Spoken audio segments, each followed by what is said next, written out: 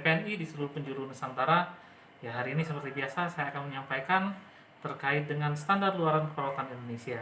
Nah, rekan-rekan, tentunya pertemuan sebelumnya kita sudah belajar bagaimana kita membuat standar diagnosis keperawatan Indonesia.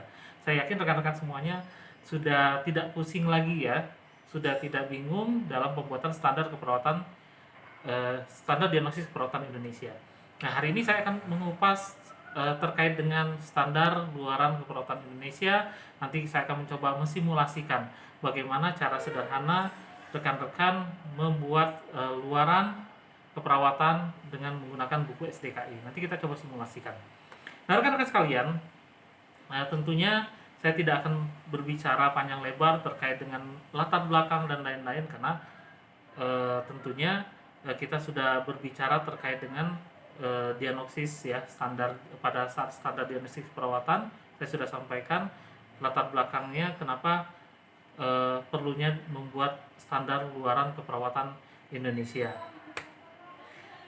Nah, seperti biasa, kalau kita lihat proses perawatan dan standar asuhan keperawatan, tentunya dari mulai pengkajian, diagnosis keperawatan, perencanaan, implementasi, dan evaluasi ini menjadi sebuah ritme yang tentunya tidak akan terputus ya, sebuah ritme yang memang sudah menjadi sesuatu dalam kehidupan sehari-hari seorang perawat dalam merawat pasiennya dalam pemberian asuhan keperawatan.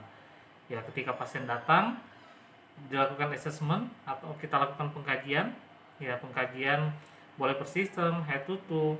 Nah, berdasarkan data tersebut ya tentunya akan dianalisis dan mencoba dikaji kembali, jadilah diagnosis keperawatan.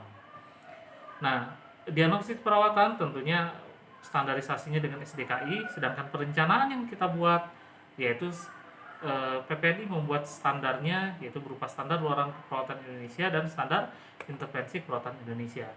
Nah, rekan-rekan sekalian, sahabat PPNI di penjuru Nusantara, yang selanjutnya adalah yang akan saya sampaikan. Mungkin rekan-rekan bertanya-tanya, nah terkait dengan standar luaran keperawatan Indonesia. Ya, standar luaran keperawatan Indonesia secara definisi yaitu atau yang biasanya kita dengar kita kenal dengan luaran atau outcome ya, barangkali seperti itu. Selama ini kita pernah mendengar istilah NOC atau memang dalam kehidupan kita sehari-hari ya, dalam melaksanakan pemberian asuhan keperawatan kita menggunakan NOC ya selama ini. Nah, oleh karena itu kita coba membiasakan menggunakan standar luaran keperawatan Indonesia. Nah, luaran atau outcome keperawatan yaitu merupakan aspek-aspek yang dapat diobservasi dan diukur, meliputi kondisi pasien, perilaku, atau persepsi pasien, keluarga, maupun komunitas sebagai respon terhadap intervensi keperawatan. Nah, jadi rekan-rekan sekalian, itu secara umum gambaran daripada luaran atau outcome keperawatan. Nah, luaran keperawatan juga menunjukkan status diagnosis perawatan setelah dilakukan intervensi keperawatan. Ini menurut Germini et al. 2010, ICNV 2015. Nah, selanjutnya ada juga definisi luaran keperawatan, itu hasil akhir intervensi keperawatan yang terdiri atas indikator atau kriteria hasil pemulihan masalah. Nah, rekan-rekan sekalian, itu secara definisi yang dimaksud dengan luaran. Nah, selanjutnya saya akan menyampaikan yaitu terkait dengan apa sih tujuan penyusunan SLKI. Ya, tentunya DPP PPNI membuat SLKI ini atau standar luaran keperawatan Indonesia ini punya tujuan tertentu untuk kita ya sebagai pelaksana di lapangan. Yang pertama adalah tentunya menjadi acuan penentuan luaran atau outcome keperawatan. Ya, kalau sudah dibuat ini panduannya, ya mau tidak mau kita harus mengikuti panduan tersebut, sehingga ya dengan ada standar inilah bahwa kita bisa dikatakan sebagai organisasi profesi yang profesional. Yang kedua, mengarahkan intervensi keperawatan. Ya, dengan luaran ini tentunya ini yang akan menjadi pedoman yang mengarahkan apa yang akan kita lakukan, intervensi yang kita lakukan terhadap pasien tersebut. Yang ketiga yaitu meningkatkan efektivitas asuhan keperawatan. Sangat jelas jika asuhan keperawatan yang kita lakukan tidak dibuat sebaik mungkin, tidak dibuat luarannya, mungkin intervensinya, maka tidak akan tersusun secara sistematis. Ini menunjukkan tidak berkualitasnya pelayanan asuhan keperawatan. Justru sebaliknya, kalau seandainya kita buat dengan baik, ya secara sistematis, ini akan bisa meningkatkan efektivitas asuhan keperawatan yang diberikan kepada pasien. Rekan-rekan sekalian, sahabat PPNI di seluruh penjuru tanah air, yang selanjutnya adalah tujuan penyusunan SLK ini tentunya mengukur pencapaian level keberhasilan intervensi keperawatan. Jadi ketika kita ingin melihat ya berapa level keberhasilan intervensi keperawatan itu, ya dengan adanya standar luaran keperawatan Indonesia. Selanjutnya tentunya yang terakhir bisa meningkatkan mutu asuhan keperawatan. Nah, rekan-rekan sekalian, yang selanjutnya dalam luaran ini ada sistem klasifikasi. Ya, kita sudah pernah mendengar waktu itu di kesempatan yang lalu, saya sudah menyampaikan terkait dengan klasifikasi diagnosis perawatan, ya. Ada ICNV, ada juga menggunakan DUMUS dan lain-lain tentunya. Nah, rekan-rekan sekalian, saya akan melanjutkan terkait dengan standar luaran keperawatan Indonesia. Ya, kalau kita kemarin berbicara terkait dengan diagnosis SDKI, ini tentunya kita teringat kepada tanda dan gejala faktor risiko. Ya, sedangkan standar intervensi perawatan Indonesia berarti kan yang kita ingat adalah pertama observasi, terapeutik, edukasi, dan kolaborasi. Nah, bagaimana dengan standar luaran keperawatan Indonesia, yaitu dengan menggunakan kriteria hasil. Jadi itu standar luaran keperawatan Indonesia. Nah, bagaimana sih penetapan luaran keperawatan? Ya, tentunya penetapan luaran keperawatan ini harus memenuhi prinsip SMART. S-nya itu spesifik, measurable, attainable, realistis, ya, dan P-nya adalah time. Nah, pada specific measurable ini tentunya label dan indikator ini yang standarisasikan, sedangkan attainable, realistis, dan time ini biasanya kita sesuaikan dengan kondisi pasien yang menggunakan clinical judgment perawat. Ya, nanti disesuaikan dengan kondisi pasien yang sebenarnya. Nah, rekan-rekan sekalian, jenis luaran keperawatan yang sudah disusun oleh DPP PPNI yaitu sama dengan diagnosis keperawatan. Ingat ya, ada diagnosis positif, ada diagnosis negatif. Begitu juga standar luaran keperawatan. Ada luaran positif dan ada luaran negatif. Nah, kalau jenis luaran positif ini tentunya perlu ditingkatkan. Contoh luarannya adalah yang perlu ditingkatkan bersihan jalan napas, keseimbangan cairan, integritas kulit dan jaringan, citra tubuh. Sedangkan luaran yang negatif tentunya luaran yang perlu diturunkan. Apa yang perlu diturunkan? Tingkat nyeri, ya, tingkat keletihan, ansietas, tingkat berduka, respon alergi. Nah, ini sesuatu yang perlu diturunkan.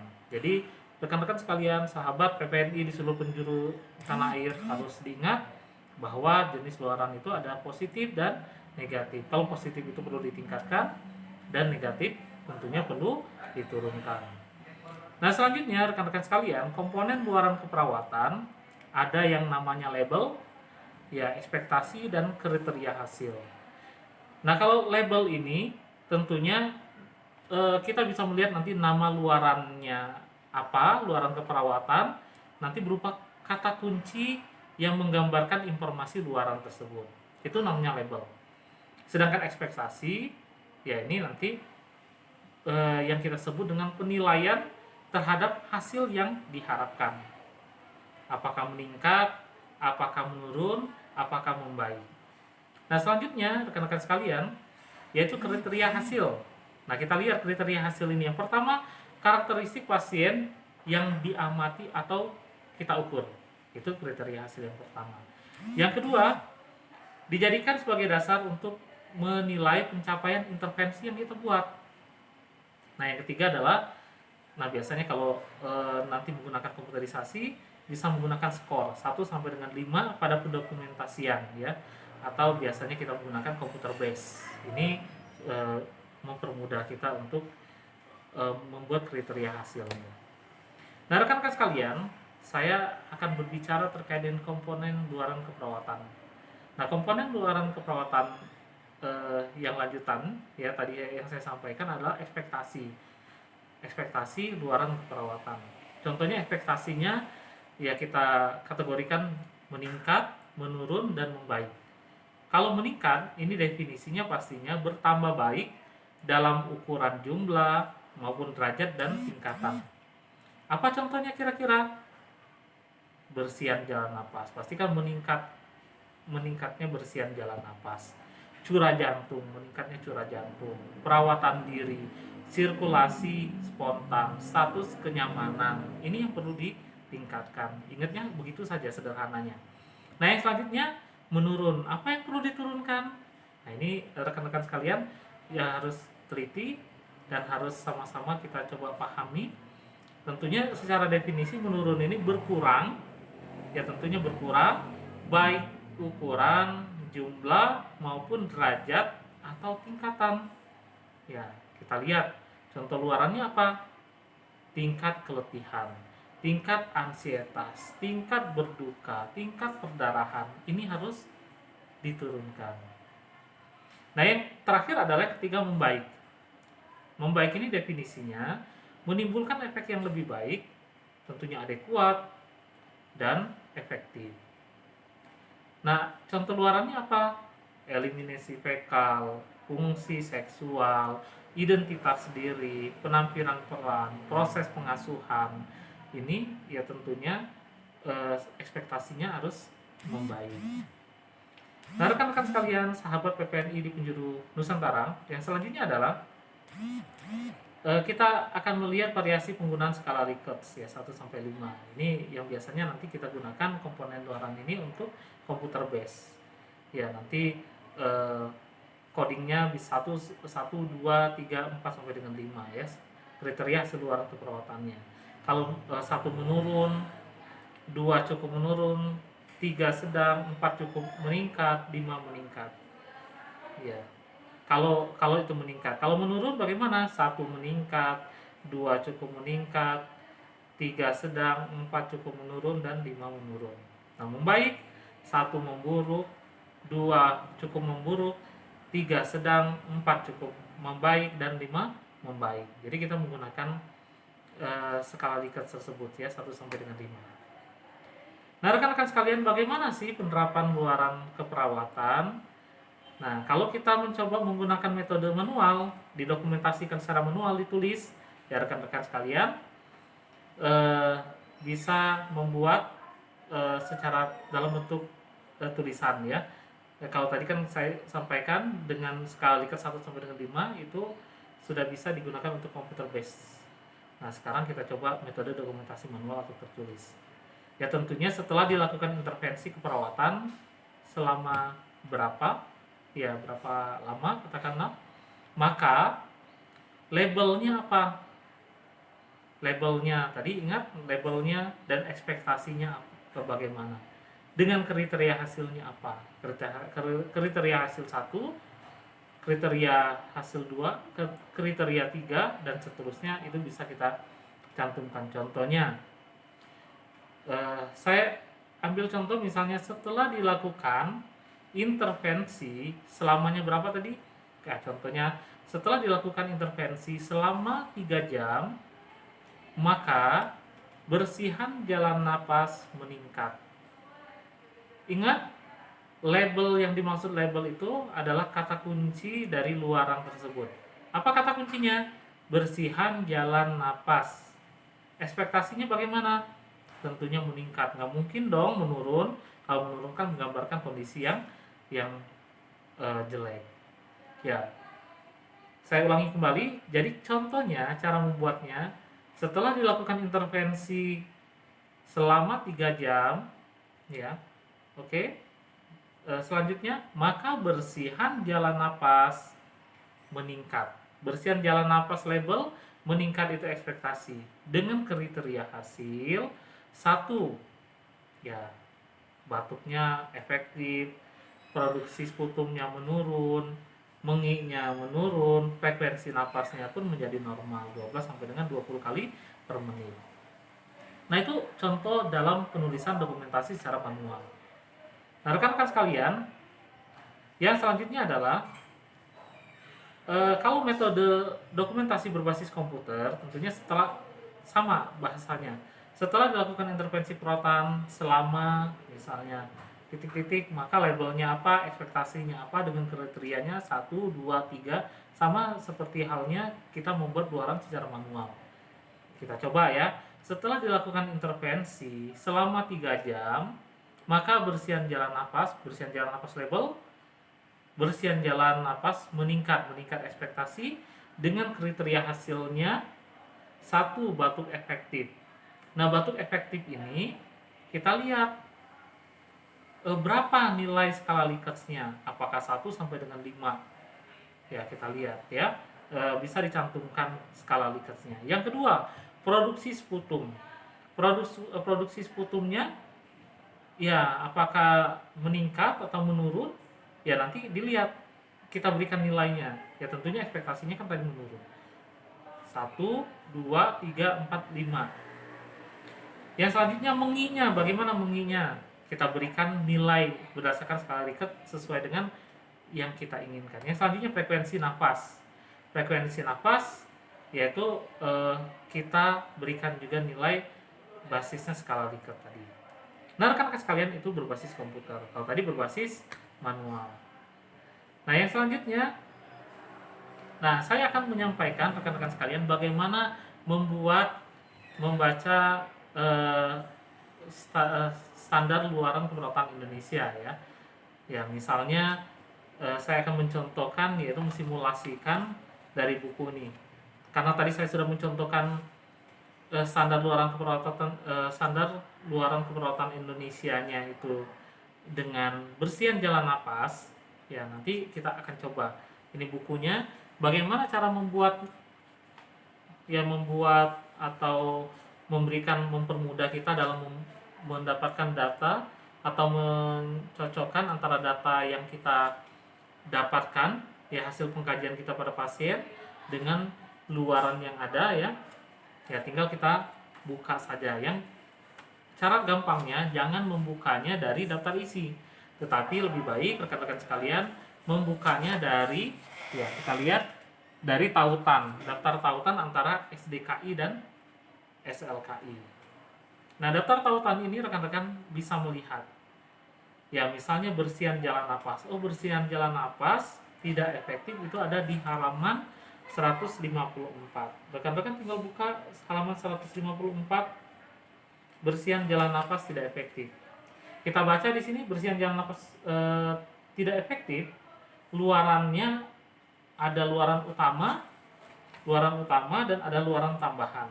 Jadi luaran utamanya itu bersihan jalan napas, luaran tambahannya itu bisa kontrol gejala, pertukaran gas, respon alergi sistemik, respon ventilasi mekanik, tingkat nyeri, tingkat infeksi. Nah, tentunya dari beberapa luaran ini kita sesuaikan kembali dengan kondisi pasien. Luaran mana yang kita ingin gunakan. Katakanlah kita ambil satu luaran utama, contoh. Nah, setelah kita ambil yaitu luaran utamanya adalah bersihan jalan napas, maka kita buka di daftar isi atau daftar luaran tersebut. Kita cari yaitu bersihan jalan napas. Ya, di B bersihan jalan napas ada di halaman 18. Nah, kita buka halaman 18 bersihan jalan napas, baru kita baca definisinya. Definisi bersihan jalan napas yaitu kemampuan membersihkan sekret atau obstruksi jalan napas untuk mempertahankan jalan napas tetap paten. Ekspektasinya apa? Ekspektasinya ya tentunya bersihan jalan napas ini yang meningkat. Nah, rekan-rekan sekalian, itu terkait dengan cara sederhana ya, saya mensimulasikan bagaimana cara sederhananya kita bisa membuat standar luaran ya, membuat luaran keperawatan dengan menggunakan standar luaran keperawatan Indonesia secara sederhana ya. Artinya sederhana ya, kita membukanya. Ingat saja kata kunci yang pertama, kita lihat kondisi pasien, diagnosisnya apa, kita tautkan antara diagnosis ya, luaran dengan diagnosis, kita cari, selanjutnya kita buka luarannya apakah luaran utama ataupun luaran tambahan. Setelah kita mengambil atau setelah kita menetapkan satu luaran atau beberapa luaran disesuaikan dengan kondisi pasien, baru kita membuka daftar isi, daftar luaran tersebut, sehingga kita bisa melihat disesuaikan kondisi luaran tersebut dari mulai definisinya, ekspektasi, dan kriteria hasil.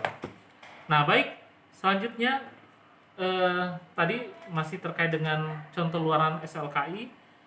Bersihan jalan napas itu adalah label luaran, dan nanti ada titik di paling atas, yaitu contohnya L.0100 sekian, itu adalah nomor kode panggilnya. Nah, selanjutnya ekspektasinya apa? Meningkatkah, menurun, membaik? Nah, kalau bersihan jalan napas pasti meningkat. Nah, itu adalah luarannya di definisi luaran. Maaf, itu di ekspektasi luaran maksudnya. Nah, selanjutnya adalah kriteria hasil. Nah, kriteria hasil ini rekan-rekan sekalian, jadi kita melihat bisa dengan menggunakan kriteria hasil, juga bisa dengan menggunakan skor. Kalau skor itu kalau sudah pendokumentasian berbasis komputer. Ya, kalau misalnya batuk efektif, ya batuk efektifnya apa? Misalnya batuk efektifnya meningkat, ya, atau menurun, atau cukup menurun, sedang, cukup meningkat. Kita bisa menggunakan kriteria hasilnya apa saja. Ya, apakah batuk efektifnya menurun, batuk efektifnya meningkat, produksi sputumnya bagaimana, menginya ada atau tidak, wheezing, dan lain-lain. Nah, itu adalah kriteria hasil dan skor.